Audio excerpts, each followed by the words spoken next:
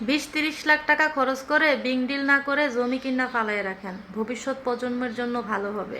আগের দিনের মানুষ যখন টাকা হইতো তখন চেষ্টা করতো জমি কিনে রাখার জন্য, গবাদি পশু পাখি লালন পালন করার জন্য। কিন্তু এখনকার মানুষ বড়লোকি দেখানোর জন্য যে একটা ব্যবহারকৃত ঘর আছে, ভালো একটা জায়গা আছে, সেই ঘরটা ভেঙে নিজের কাছে 10 লাখ টাকা আছে, আরও 5 লাখ টাকা সুদে আইনা 15 লাখ টাকা দিয়ে একটা বাড়ি করব। কারণ বাড়ি করলে মানুষ করবো যে অমুকে পুঁতে বড়লোক বা অমুকে বড়লোক, একটা দাম থাকবো, সমাজে একটা অ্যাটিটিউড থাকবো। তবে আমার মতো তারা এটা বোকামি করতেছে। তার কারণ কি জানেন? আপনি এখন 30 লাখ টাকা খরচ করে একটা বিংডিল করলেন, এই বিংডিলটা কি দাম বাড়বে? মোটেও না। বর্তমানে দেশে কিন্তু জনসংখ্যা বাড়তেছে, যাদের বাবার দিন না জায়গা জমিন আছে তাদের তো আলহামদুলিল্লাহ শুক্রিয়া, কারণ নাতিপতি বসবাস করে আর পরবর্তী প্রজন্ম বসবাস করতে পারবো। কিন্তু যাদের জায়গা কম, যাদের জমি কম, তাদের উচিত জমি কিনা। কারণ আপনি যদি 20 লাখ টাকা খরচ করে যদি জমি কিনে ফেলে রাখেন, সেই জমি বছরের পর বছর কিন্তু দাম বাড়তেছে, সেই জমিতে কিন্তু বছরের পর বছর আপনার দাম বাড়তেছে। কারণ জমি আপনার বছরে বছরে দাম বাড়ে।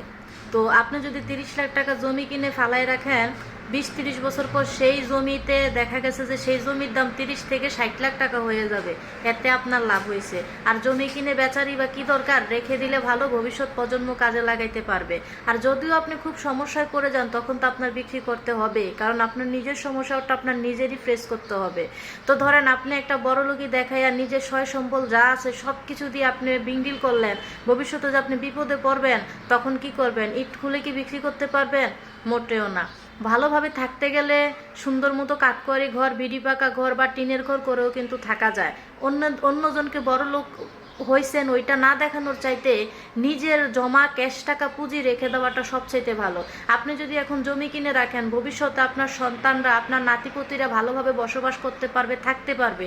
কারণ জমির দাম বেড়ে যাচ্ছে। এবং কি জমি যদি আপনি ক্রয় করে রাখেন, সেখানে যদি আপনি তরকারি ক্ষেত করেন, সবজি ক্ষেত করেন, এতে আপনার অর্থনৈতিকভাবে আপনার লাভ হবে এবং কি আপনার জন্য ভালো হবে। আপনি যদি মনে করেন যে না, কি প্রয়োজন এগুলার, একটা সুন্দর বাড়ি তো যথেষ্ট, তাহলে বলবো যে আপনি বোকা। কারণ আপনি যদি আয় করেন, ব্যয় করেন, ওইটা মানা যায়। কিন্তু আপনি আয়ের সব টাকা যদি ব্যয় করে ফেলেন, আপনি যদি অবশিষ্ট ভবিষ্যতে যদি জমা কোনো কিছু না রাখেন, তাহলে আপনি বিপদে পড়বেন।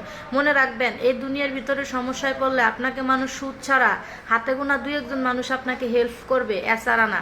বর্তমানে আপনি 1 লাখ টাকা ঋণ করলে আঞ্চলিক হিসাবে, গ্রামের হিসাবে 40,000 টাকা আপনার সুদেই দিতে হয়।